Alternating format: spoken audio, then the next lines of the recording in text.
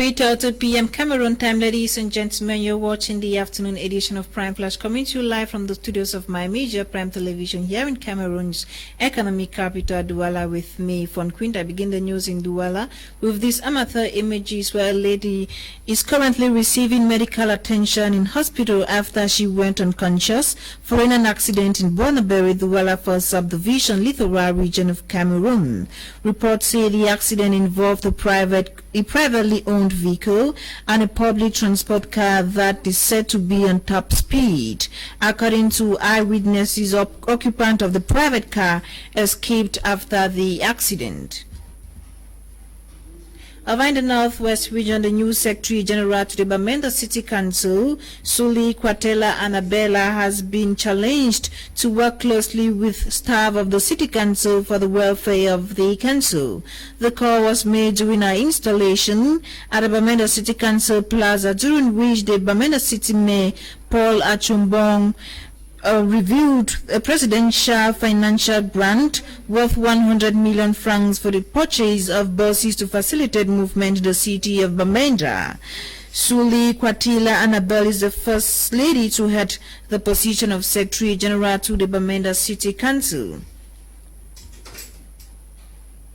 We remain in the Northwest region, where some 1,600 people have been treated of COVID-19 at the Bamenda Regional Hospital.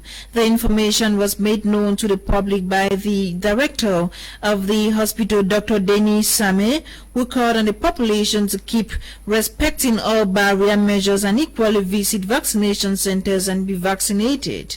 According to Dr. Same Denis, some 91 people succumbed to the virus, 40 of whom are from the community because they were running away from treatment centers. Now, heavy rains accompanied by strong winds have removed the roof of several classrooms of government bilingual high school Mabanda neighborhood in Bonaberi, Douala First Subdivision. Students whose classrooms were affected had to squeeze themselves in other classes before continuing their lessons. This comes barely weeks to the start of official examinations, and the institution is said to be an examination center. School authorities, however, say rehabilitation works are expected to commence as soon as possible. Now, Cameroon's Defense Ministry has distanced itself from the brutal murder of a 31-year-old Cameroonian lady in Bologna, Italy, by a former soldier. In a release signed Tuesday, May 3, spokesperson of the Ministry of Defense, Atonfa Gemo Research, debunks claims that a suspected killer identified as Jacques Honoré Nguednet was a spy working for the government of Italy. According to military spokesman, the latter was enrolled during a special recruitment into the army but dismissed from the ranks of defense forces since December 2015. The military spokesman adds that Jacques Honoré was a man with questionable character and had in several instances been sanctioned for gross violation of military ethics and discipline.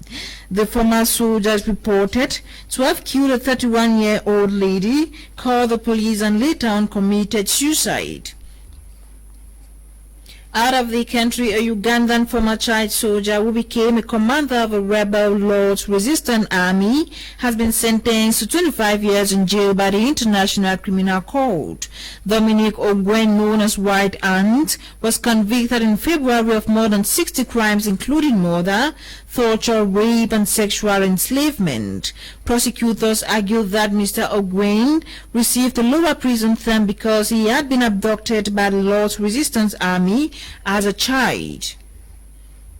Now, the Malawian government has ordered thousands of long-integrated refugees to return to its soil, but badly overcrowded refugee camp in the controversial move that many have vowed to resist. The United Nations estimates around 2,000 refugees residing outside the camp at Zelaka, about 40 kilometers north of the capital Lilongwe.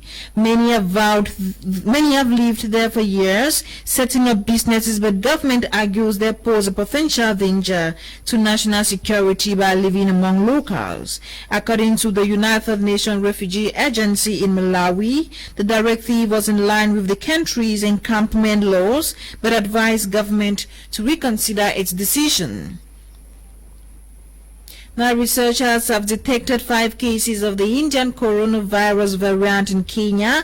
Health Ministry says the tests were done before the ban on flights to India was imposed. The 5 cases were identified from samples collected in people working in a fertilizer plant in western Kenya. The country temporarily suspended passenger flights to Kenya 2 weeks ago. India is currently experiencing the worst COVID-19 surge in the world, with hundreds of thousands of new cases being reported every day. Kenya is now the second African country after Uganda to identify the Indian variant. Over in Nigeria, the remaining 27 students abducted from a forestry college in northern Nigeria state of Kaduna have been freed.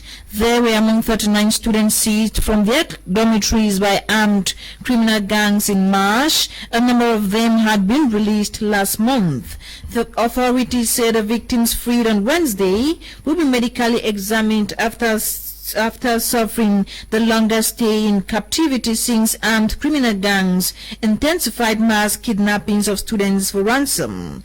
The release of the abducted students comes just a day after their distraught families protested outside the Nigerian parliament in the capital Abuja, demanding more action from the authorities to rescue the captives. And Ethiopia's federal government has replaced the head of interim administration of Tigray, a region rocked by more than 6 months of catastrophic conflict. Mulu Nega had held the position since November, shortly after Ethiopia's Prime Minister Abiy Ahmed announced a military campaign against the Tigray People's Liberation Front. Mulu was replaced by Abraham Bile, who had been serving as Minister of Innovation and Technology in the federal government. This ends the afternoon edition of Prime Flash on My Media Prime Television. The news was compiled and produced by Ewane and Nolinga. Developments of these stories and more will be here at exactly 6:30 p.m. with Genda Pelton Blanche. My name is Fon Quinter. Stay tuned to more programs on My Media Prime Television. Goodbye.